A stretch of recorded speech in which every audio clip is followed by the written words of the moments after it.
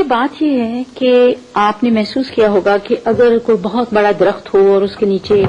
چھوٹی چھوٹی پنیری لگ جائے اسی درخت کی، تو اگر تا وقت ہے کہ اس کو نکال کر کسی اور جگہ نہ لگائیں وہ بڑے درخت نہیں بنتے ہیں۔ جب کسی گھر میں ایک چھتنارا درخت پیدا ہو جاتا ہے اور بہت بڑا آدمی پیدا ہو جاتا ہے، وہ کسی فیلڈ کا ہو، چاہے وہ فردوس ہو چاہے امجد ہو، تو اس گھر میں عام طور پہ بونے جنم لینے لگتے ہیں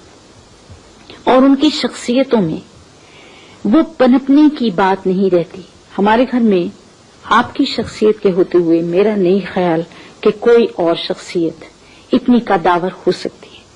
تو سوال میرا یہ کہنے کا اور پوچھنے کا یہ ہے اشفاق صاحب کہ آپ نے اپنے آپ کو بڑھانے چھتنارا کرنے میں کچھ تو خدا کی مہربانی، کچھ آپ کی اپنی کوشش ہے،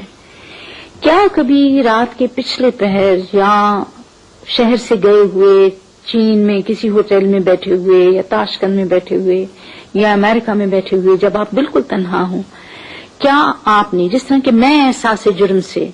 بہت بار ٹکراؤ میرا ہوا ہے کہ میں اپنی اولاد کے لیے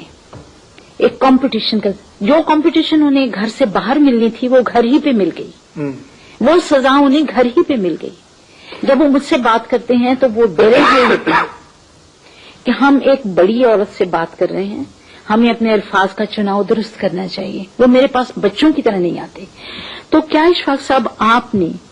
ایسے لمحوں میں جب آپ بالکل اکیلے ہوں، آپ کے ساتھ آپ کے کپڑے بھی دوست نہ ہوں، آپ نے کبھی سوچا یا احساس جرم سے آپ لرزے کہ آپ نے 3 لوگوں کی شخصیت کے اوپر کمبل ڈال رکھے؟ جی میں تو اس احساس سے ڈرتی ہوں۔ بانو ایسا سخت سوال تو میری ساری زندگی میں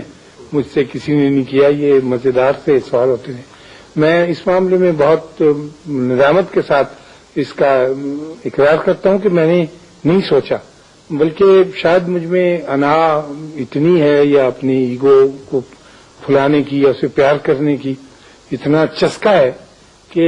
اولاد وغیرہ اس کے سامنے قربان ہو جاتی۔ میں نے واقعی نہیں سوچا اور نہ مجھے اندیشہ کہ میں آئندہ بھی سوچ سکوں گا۔ میں تو یہی سوچتا رہا کہ بس میری ذات ہو اور میرا نام ہو اور میرا ذکر ہو اور میری رونمائی ہو، شعوری طور پر نہیں، بالکل نہیں شعوری طور پر، لیکن لاشعوری طور پر یہ بات ذہن میں رہی۔ اب تم نے اس طرف توجہ دلائی ہے تو میں اس طرح سے تو نہیں، کیونکہ تمہارا دل زیادہ رقیق ہے تو میں اس طرح سے تو شاید نہیں سوچ سکوں گا، لیکن ایک طرح سے کٹہرے میں ہوتے ہوئے یہ اعتراف عدالت کے سامنے ضرور کروں گا کہ میں اس کا یقیناً مجرم ہوں، اور میری طرح کے اور بہت سے لوگ بھی مجرم ہوں گے جو بڑے بڑے باپ بنے اور ان کے بچے جو ہیں وہ بیچارے آپ کے ہمارے سب کے سامنے، یہ خیال ذہن میں نہیں آتا ہے۔ اس کو لے کر چلنے کے لیے بہت بڑا دل، بہت بڑی سوچ اور بہت بڑی ایمانداری کی ضرورت ہے۔